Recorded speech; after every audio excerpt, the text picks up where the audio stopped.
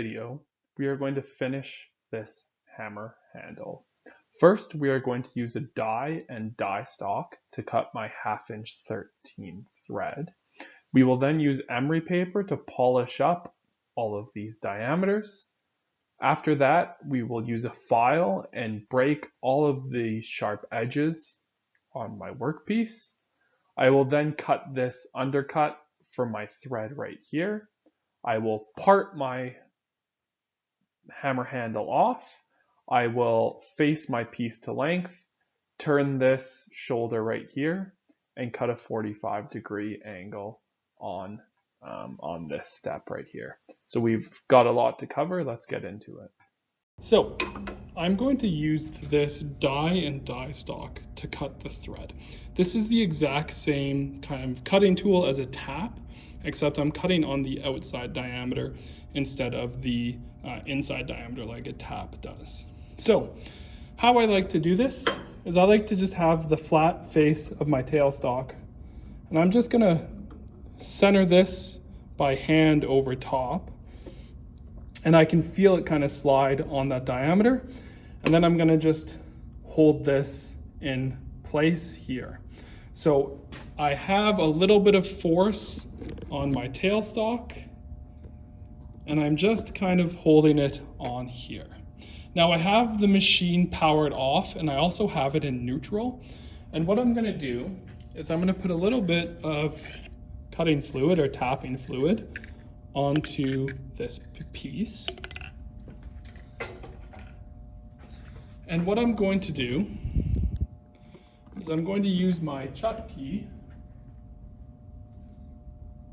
and I am going to just turn this by hand while progressing the tailstock quill as well. So I have the hand wheel on the quill, and what I'm doing is as I'm turning this, I'm just keeping a little bit of force onto that die stock just to keep it centered. And then I also have the handle of it resting on here. So I'm just going to be roughly just turning this by hand just to get it started on here.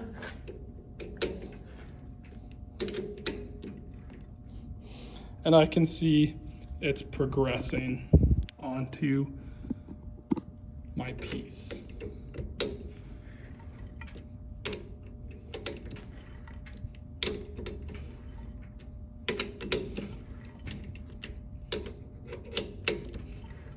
So now that I have it started, I can just move everything out of the way and finish this process by hand. So now I'm gonna do, I can see that the finish isn't the greatest right here, so I'm gonna just polish this up. So I have the camera on the other side of the lathe now, and I'm gonna show you how I set this up. So what I like to do is I like to put a block in here. I'm gonna position my carriage roughly where I want to polish here, and I'm gonna move it close to my workpiece. I have some emery paper here. This is just essentially sandpaper. But what I'm gonna do is I'm gonna wrap it around my workpiece. I'm going to pinch it with my fingers, and I'm gonna bring my my carriage and cross slide in until I can tighten this underneath the bolt.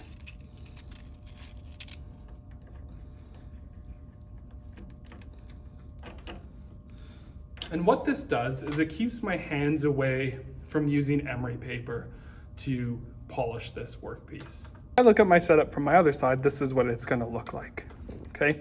If I need to at all kind of tighten or put more force on here, I can just pull my cross slide back here.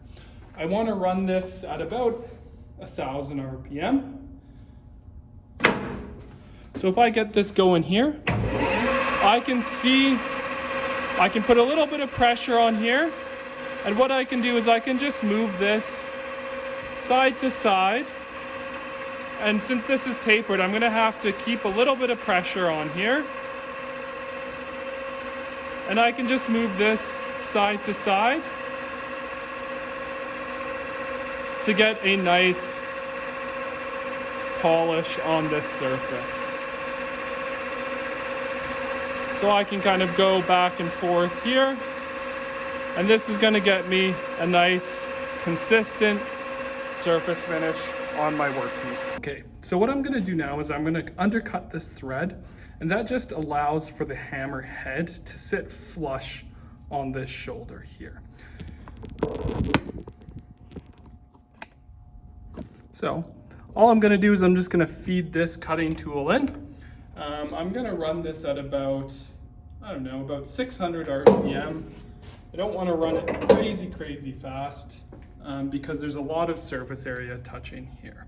So I'm just going to run it at about 600 RPM. I'm going to come in, I'm going to just lightly touch this shoulder here, and then I'm just going to feed in until I get to the minor diameter of that thread just by eye. So again, I'm just going to come in, I'm just going to touch, and I'm just going to feed in here. Now, you can use any kind of tool for this. I'm using a parting off tool, which probably isn't the best tool for this, but it does the job here. This is all I'm looking for here, is just a little bit of an undercut here.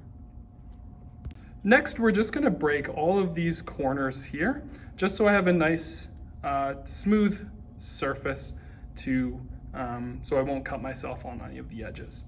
What I'm using is I'm using a lathe file here. The difference between a normal file and a lathe file is this doesn't have any serrations on the edge, so I can roll it on here and I can hold it on here without causing any damage to the diameter down lower. Now with these files, I always want to hold it in my left hand.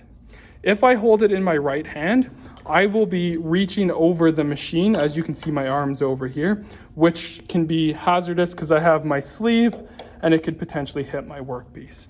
So I always want to hold this in my left hand so my body is away from it. These files I want to run at a nice low RPM, so I'm going to slow this down to about 185 RPM. Just something nice and slow. Again, handles in my left hand. I always want to use a handle as well, because the tang of this is just a sharp end. And what can happen is if the file grabs, it can push this metal piece into the palm of your hand. And it's happened where people have had this tang go right through their palm. So we always want to use a file. Don't tape it, always use a handle on your workpiece. So what I'm going to do is I just hold it at 45 or so, and I'm just going to run it on these diameters, and that just breaks off any sharp corners that I have. When I flip this piece around, I'm going to show you how to use the compound rest to cut an angle, but for this side, a file is good enough. So that's just going to break this edge here. All right, now what I'm going to do is I'm going to part off my workpiece. So I have my part off blade, the same one I used to cut this undercut here. But what I'm going to do is I'm going to come bring it in and touch the face of my workpiece. Okay, so if I look closer here, okay, I have it touching on the face of my workpiece, and then I'm going to bring it out. Now, if I move the total length of my hammer handle, I'm going to be about 125 thou short, because what I'm doing is I'm touching off the front edge, moving over my 9 inches, parting off.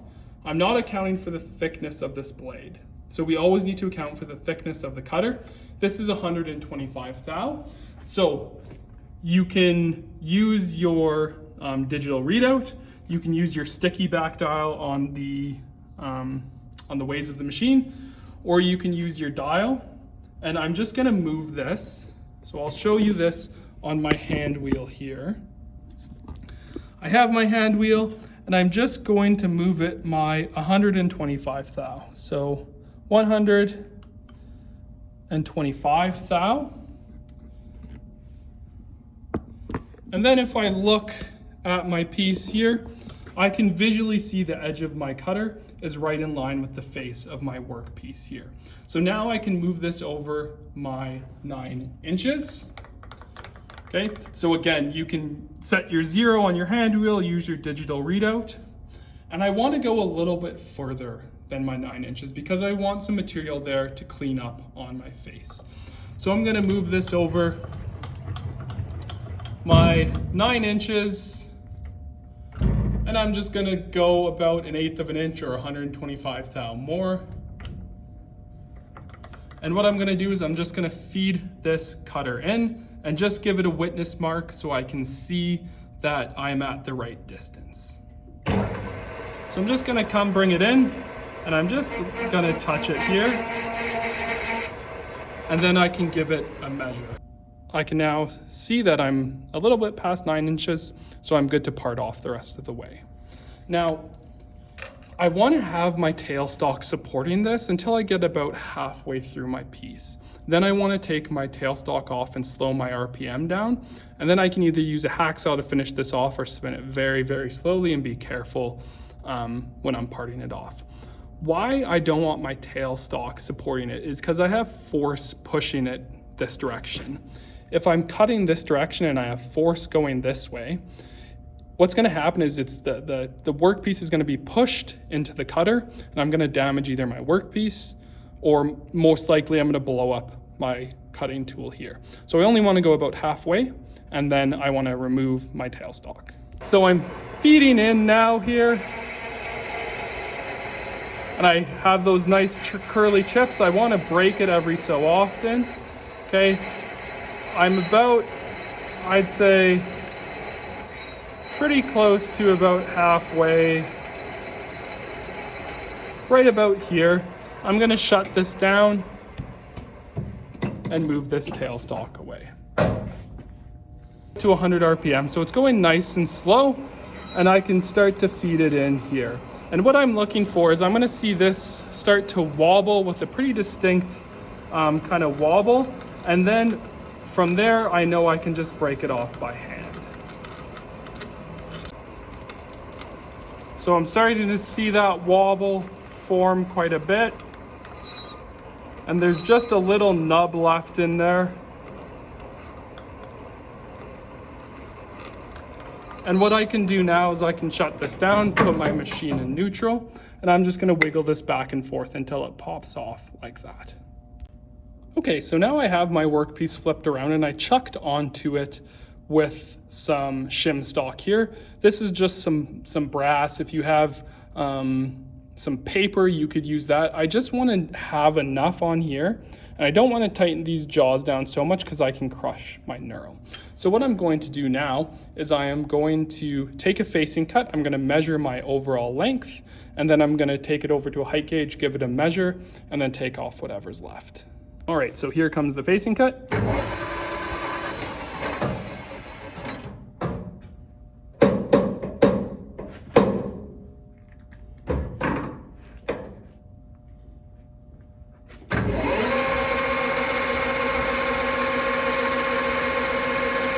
So I'm just going to get rid of this nub by doing little facing cuts here.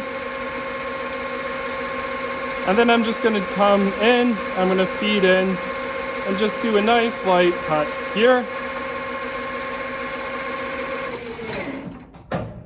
So I'm at my height gauge here now. I could also use a pair of calipers if I wanted to. I'm just going to raise this up and measure here. And if I look at my numbers here, I have about 80 thou to come off until I get it to my overall length. So now that I'm going to face this to length, what I'm going to do is I'm just going to bring this in. I'm going to touch my workpiece ever so slightly. I'm going to come off and I'm going to stop. Then what I'm going to do is I'm going to move my sticky back dial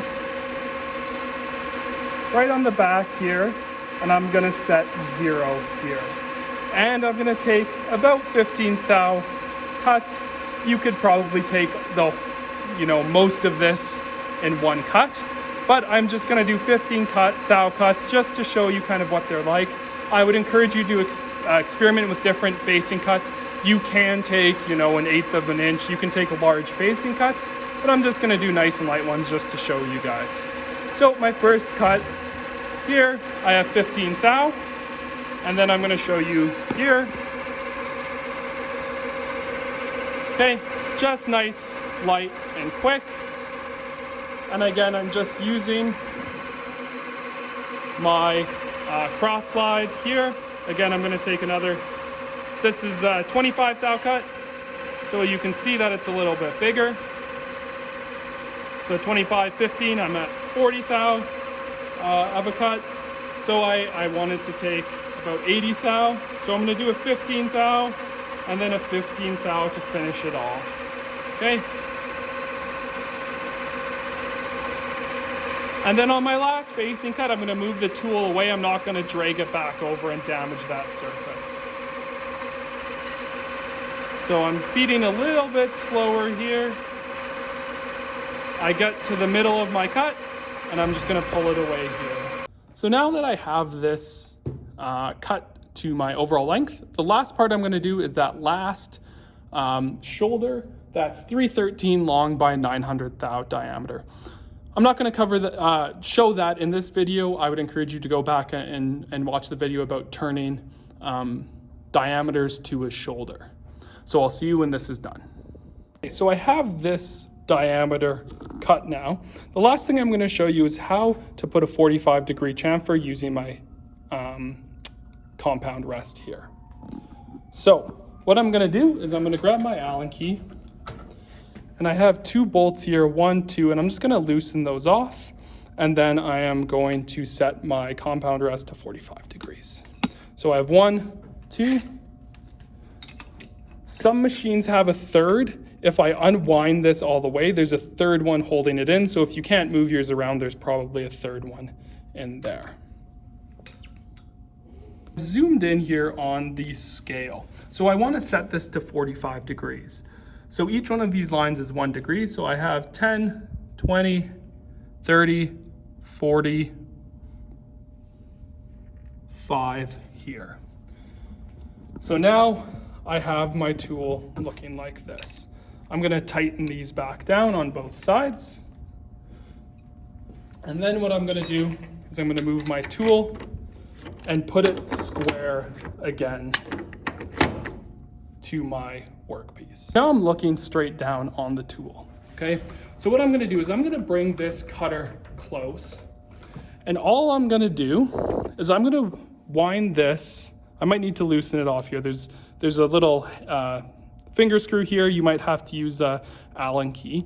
But what I'm gonna do is I'm gonna go back and forth like this, and I'm gonna bring my cross slide in this way just until I start to see chips coming off. Okay, so I'll give you a close-up view of that. But all I'm doing is I'm going back and forth like this and moving this down in this direction. So I'm still gonna do that movement, but this is looking straight down now. So I'm moving back and forth. Okay, and I start to see a chip coming off there. So then what I'm gonna do is I'm gonna set this to 0. And let's say this is a 50 thou chamfer. What I'm gonna do is I'm gonna go 25, 25, and then go back and forth. So this is, again, looking at it from a bird's eye view. I'm going to move my cross slide, my first 25 thou cut.